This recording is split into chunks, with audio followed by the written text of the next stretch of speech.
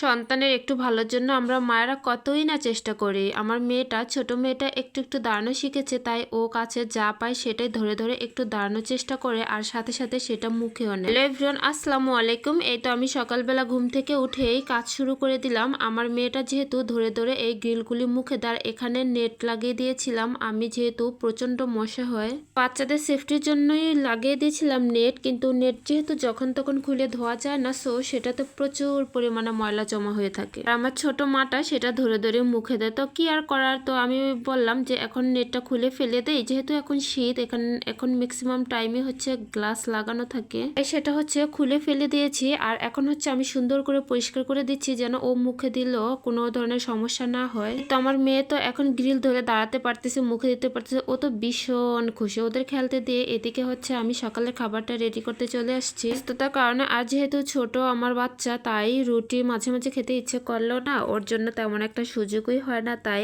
আজকে ভাবলাম সব সময় ভাত খেতে আসলে একটু ভালো লাগে না।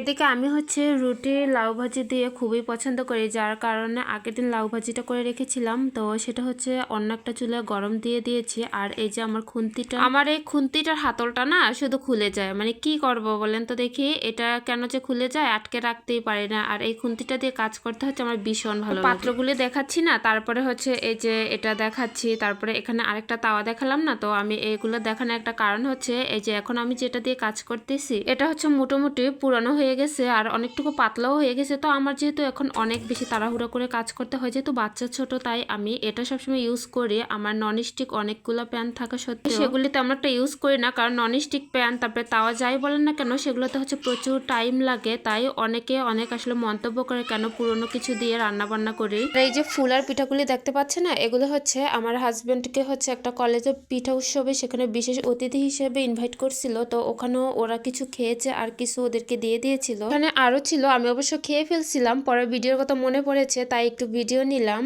আর এই যে এগুলি বড় বড়িগুলো এত বেশি টেস্টি ছিল, এত বেশি মানে বোঝানোর মতো না। তো আমার হাজবেন্ড হচ্ছে এরকম টক কিছু, তারপর হচ্ছে মরিচের গুঁড়া দিয়ে খুবই পছন্দ করে, আমিও খুব পছন্দ করি। তাই আমরা সবাই মিলে খাচ্ছিলাম। আর এই যে আমার ছোট্ট টুনটুনি পাখিটা, আমরা খেতে নিলে না ও দৌড়ায় চলে আসে, এর সাথে সাথে না ও খাচ্ছে, যে আমি চাই বারবার দেয় না, আর ও হচ্ছে সব ভরে ফেলতেছে। তো ওর সাথে দুষ্টামি করতেছিলাম। এই তো এখন রাত হয়ে গিয়েছে, আমি হচ্ছে কিছুটা ব্রোকলি ভাজি করে নিচ্ছি। যারা আমার এই ভিডিওটি দেখতেছেন অবশ্যই আমার পাশে থাকবেন, লাইক কমেন্টস এবং শেয়ার করে, আর অবশ্যই আমার চ্যানেলটিকে সাবস্ক্রাইব করে দেবেন। সবাই ভালো থাকবেন, সুস্থ থাকবেন, আল্লাহ হাফেজ।